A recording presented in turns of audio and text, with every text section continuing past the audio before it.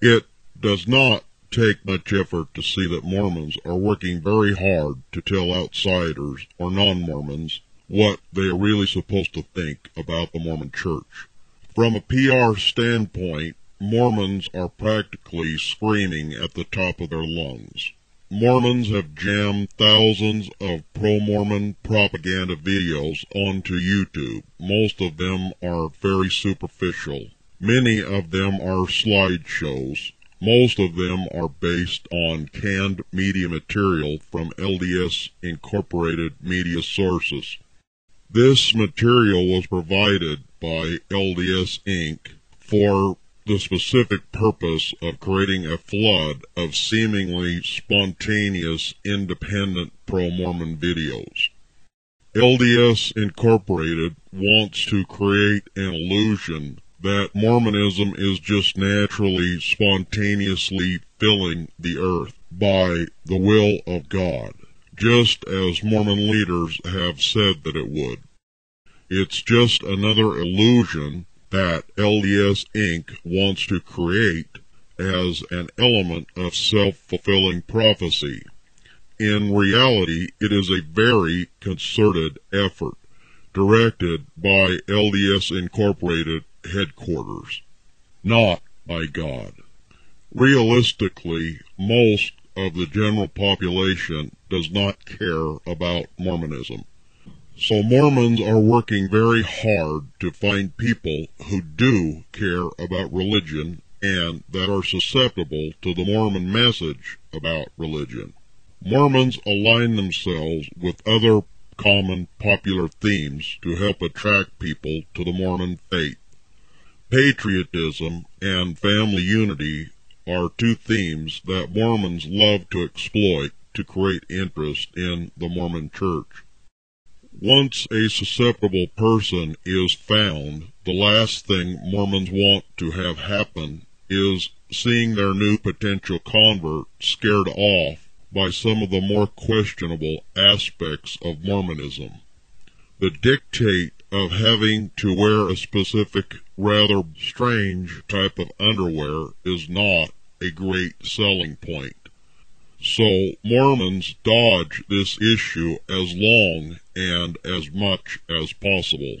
The first approach of dodging the issue is to just ignore it altogether, pretending that the issue simply does not exist as long as possible. When that is no longer feasible, the next approach is to minimize the issue. With the abundance of information on the Internet, Mormons are forced into the second phase of dodging the issue of Mormon temple garments much sooner than in the past, and much sooner than they would prefer. It is very important, critically important, for Mormons to control the way that information about Mormonism is introduced to potential converts in order to prevent derailing a potential conversion. Certain pro-Mormon videos have been placed on the Internet to try to minimize the nature of Mormon temple garments to outsiders who are becoming aware of this rather unusual article of clothing that is particular to the Mormon religion. The general message is that temple garments are not really a big deal. In the videos, Mormons go on and on about sacred clothing of other religions to prove the point. This is while they very carefully avoid any actual depictions or specifics about Mormon temple garments. The viewer is supposed to believe the message that temple garments are not a big deal. However, this is completely contrary to what Mormons are taught about temple garments. Mormon temple garments are a big deal to those within the Mormon faith. This two-faced tap dance by Mormons is comical to those who know the truth about the matter. If anyone wants to see the real truth about Mormon temple garments, then all they have to do is ask to buy some from a Mormon member. It was previously mentioned that thousands of faith-promoting accounts about the divine protective power of temple garments had been exchanged among Mormon members, accounts that Mormons currently want to disavow. This is absolutely true.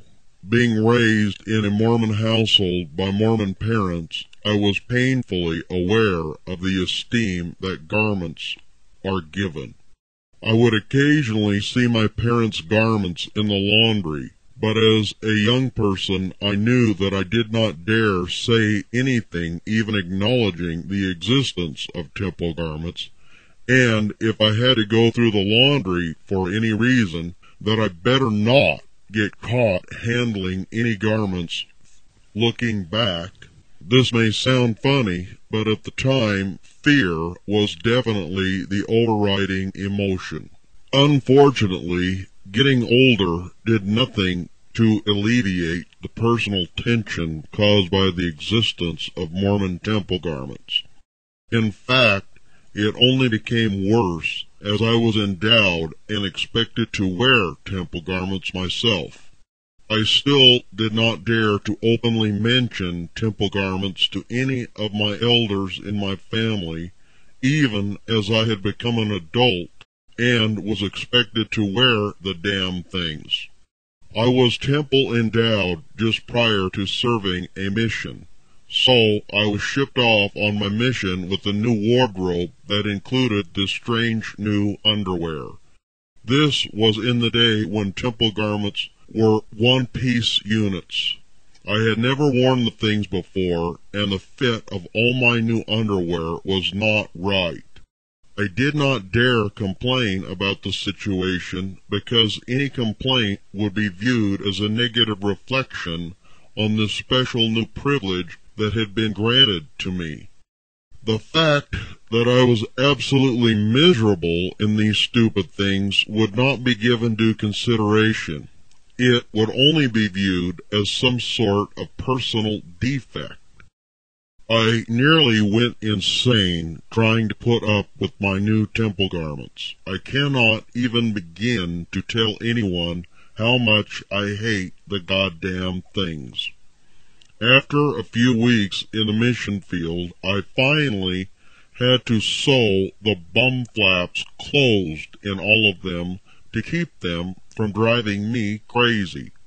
I actually regret that LDS Incorporated came out with the more tolerable two-piece temple garments a short time later, because if I was forced to wear the absolutely miserable one-piece units after I had completed my mission, then I probably would have rebelled and quit wearing temple garments altogether much sooner than I did.